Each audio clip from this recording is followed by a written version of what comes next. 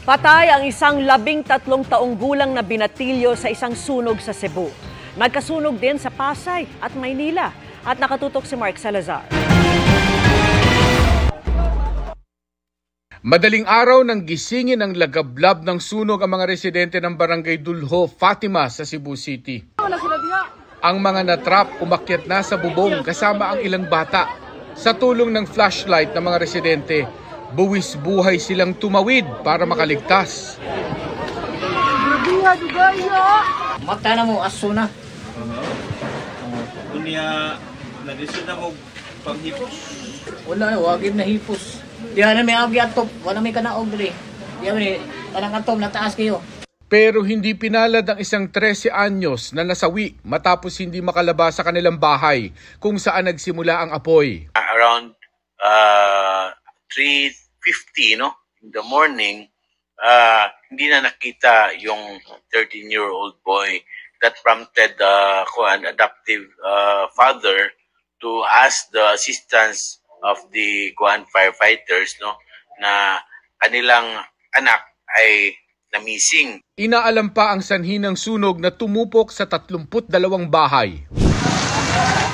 Nang respondehan ng mga bombero ang sunog na ito sa Arnaiz Avenue, Barangay 94 sa Pasay City, 1:00 ng hapon kanina, kritikal na agad ang sitwasyon dahil dikit-dikit ang mga gusali na pwedeng madamay.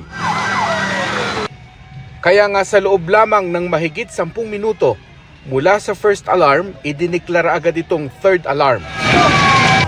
Mabuti na lang dahil nasa kahabaan lang ng malapad na Arnaiz Avenue ang sunog kaya hindi nahirapan ng mga bombero. 2:90 ng hapon, idiniklarang fire out ang sunog at walang naitalang casualty o sugatan sa fire incident. Ang nasunog po nating building ay isang luma na pong building at ang mga laman po nito ay halo-halo. May mga light materials. Kung saan po nagsimula yung ating sunog, ito po ay under investigation.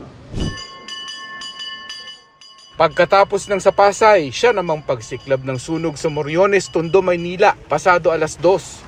Delikado rin ang sitwasyon dahil dikit-dikit ang mga bahay dito na puro gawa sa light materials. Mismong mga residente ang pumapatay ng apoy kasama ang mga bumbero. Ayon sa Bureau of Fire Protection, 15 bahay ang nasunog kung saan 45 pamilya ang nakatira. Sa kabutihang palad hanggang second alarm lamang ang inabot ng sunog at wala ring naitalang nasaktan. 3:14 PM, idiniklarang fire out ang sunog. Para sa GMA Integrated News, Mark Salazar. Nakatutok 24 oras.